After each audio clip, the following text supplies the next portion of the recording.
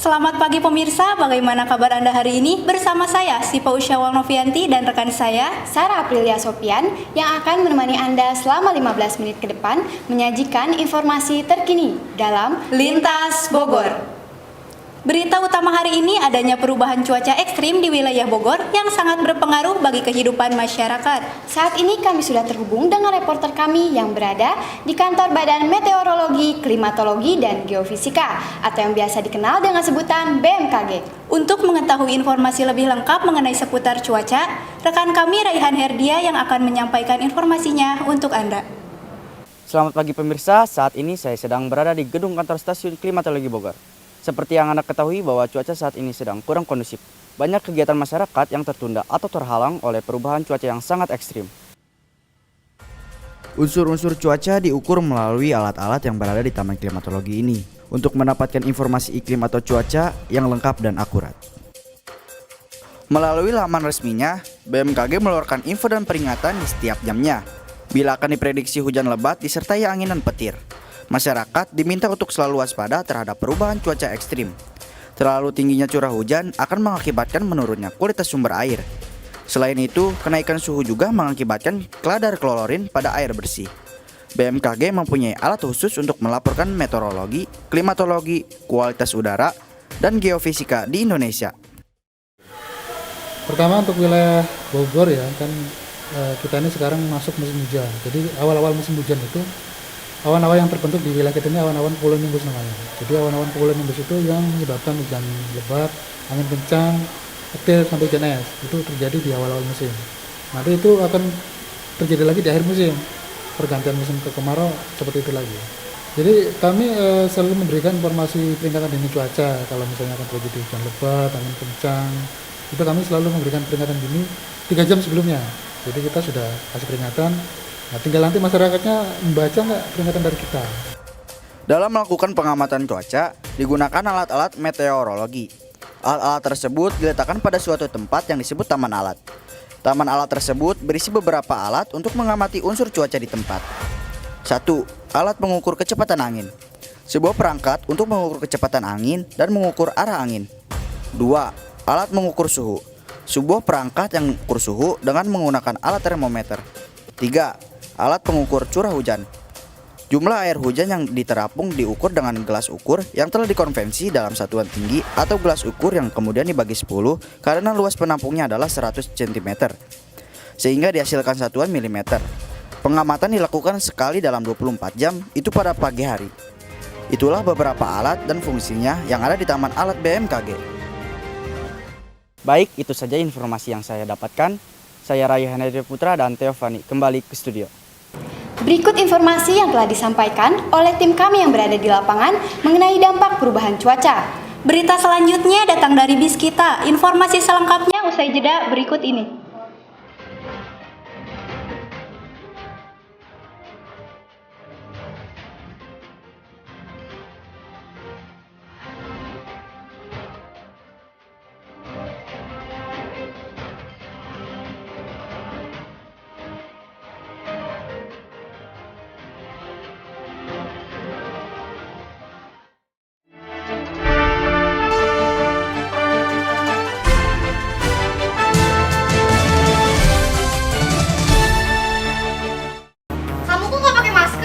Iya enggak, emang kenapa?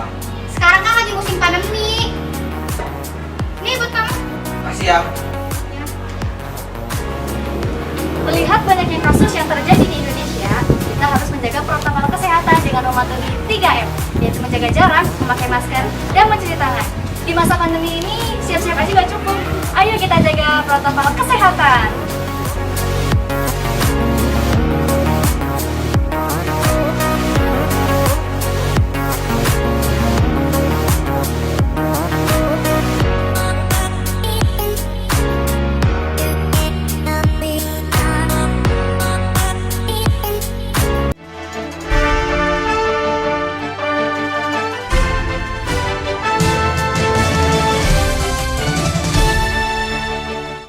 Terima kasih Anda masih bersama kami dalam Lintas Bogor. Berita selanjutnya datang dari BIS kita yang rencananya akan menjadi pengganti angkutan umum untuk aktivitas masyarakat sekitar. Bus kita Transpakuan ini sudah beroperasi sejak Selasa 2 November 2021. Bus ini merupakan hasil kerjasama Pemda Kota Bogor dengan Badan Pengelola Transportasi Jabodetabek. Saat ini sudah ada rekan kami, Iksan Maulana, yang akan melaporkan langsung dari stasiun Ciparigi. Baik, terima kasih kepada rekan saya Sipa dan Sarah yang sedang berada di studio. Pemirsa, kali ini saya sedang berada di tempat pengoperasian bis kita. Bis kita ini diharapkan dapat memberikan kenyamanan dan kemudahan bagi warga Bogor. Rencananya, bis berukuran 3/4 ini akan melewati 16 halte pada 5 koridor yang melintasi rute stasiun Ciparigi, Warung Jambu, Ahmad Yani, Air Mancur, Flyover Marta Dinata, Merdeka, Jembatan Merah, serta stasiun Bogor. Mungkin dengan adanya bis ini, karena pemerintah mencanangkan dari 3 angkot itu merubah jadi 1 bus. Yang sudah terjalankan ini sudah 149 angkot yang diubah jadi 49 bus kurang lebih. Dan mudah-mudahan dalam tahun 2022 itu sudah jalan semua, ada 6 koridor bahkan sampai ke Ciawi. Seperti itu. Dampaknya sih bakal seperti memberikan kemudahan. Kalau kita kan biasa angkot-angkot ngetem ya. Di sini kita udah per jadwal. Jadi per 7 menit itu udah jalan gitu ya. Jadi mudah-mudahan memberikan suatu orang biasanya ngetem lama nih naik angkot. Jadi orang bisa naik ke bis ini bisa dapat apa sih kenyamanan yang dicari di situ, nggak perlu lagi nunggu lama harus ngetem seperti itu, dan pastinya bakal mengurangi kemacetan karena nggak ada yang ngetem. Sangat bagus dan juga udah mulai banyak perkembangan transportasinya, nggak kayak angkot kan panas terus juga rame, ini bisa jaga jarak.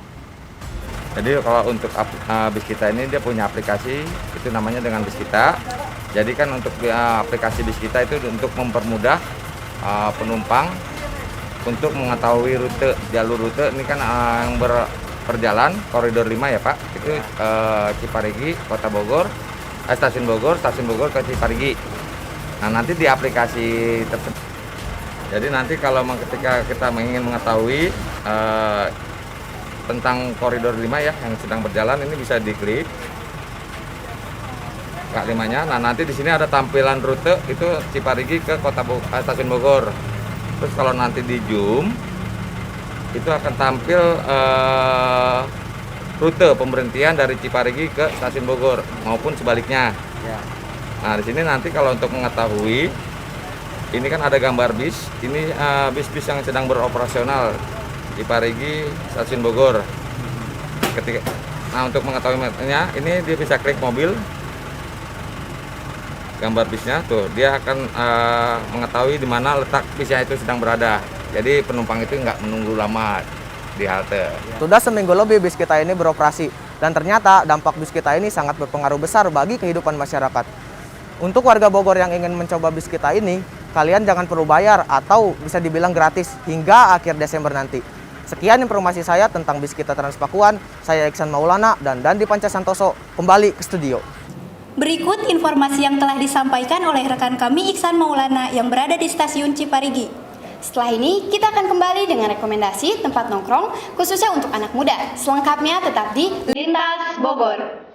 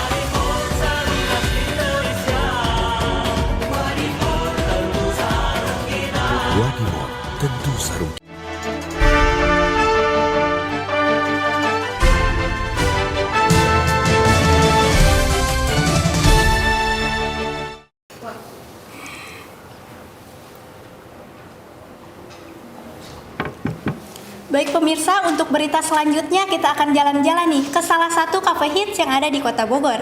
Bagi kalian para anak muda pastinya sudah tidak asing lagi kan dengan yang namanya tempat nongkrong atau cafe. Tempat yang akan kita kunjungi kali ini yaitu Gebrak Cafe.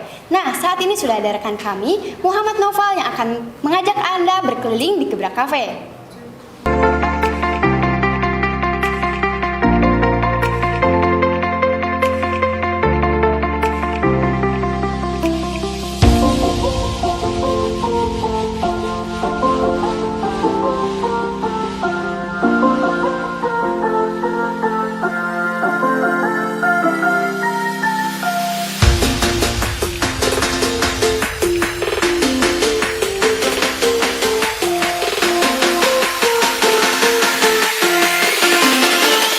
Halo Sobat Lintas, kali ini saya sedang berada di salah satu kedai kopi yang berada di Bogor, yaitu Gebrak Bogor. Penasaran kan apa aja keunikan yang berada di kedai kopi ini? Yuk ikutin terus! Kedai kopi Gebrak Bogor merupakan kedai kopi yang berbeda dengan kedai kopi lainnya. Konsepnya yang unik, serta programnya yang menarik, seperti Pekan Asik, serta menyajikan berbagai makanan dan minuman yang bernuansa rumahan, membuat Gebrak Bogor memberikan kesan yang menyenangkan dan menenangkan.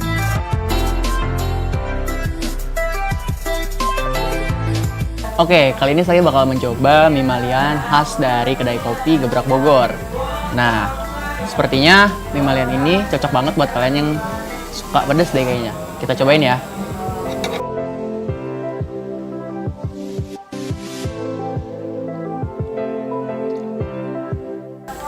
Nah, mie malian ini enak banget. Cocok buat kalian para pecinta pedas yang datang ke kedai kopi Gebrak Bogor ini. Nah, kali ini saya bakal nyobain specialty yaitu Nyonya Berga dari kedai kopi Gebrak Bogor.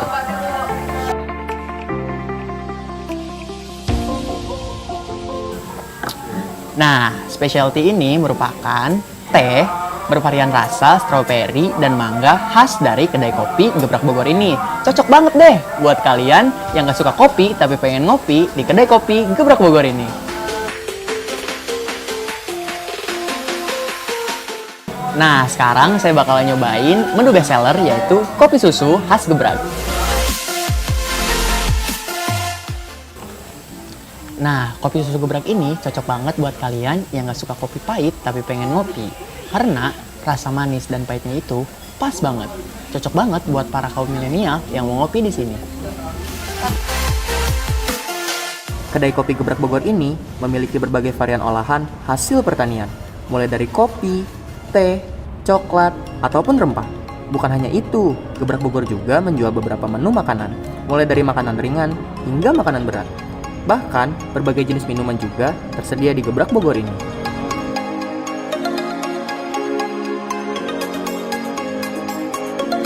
Oke Mas, jadi mungkin Sobat Lintas di rumah mau tahu konsep dari Gebrak Bogor ini apa gitu, mengarah kemana? Oke, buat konsep kedai yang kita buat sih lebih ke arah kedai rumahan ya gitu. Jadi kedai rumahan, mulai dari menunya, mulai dari tempatnya kita bikin semuanya ambience-nya tuh memang rumahan banget lah gitu. Karena kita nggak pengen mereka datang ke sini hanya untuk sekedar ngopi aja gitu. Tapi bisa datang ke sini dapat kenyamanan yang lebih lah gitu, seperti layaknya mereka di rumah. Ya, apalagi bisa bawa keluarga ya sini, gitu. Nyaman juga di sini ya kan, dari menu-menunya Ya. kayak rumahan banget gitu dari menunya gitu.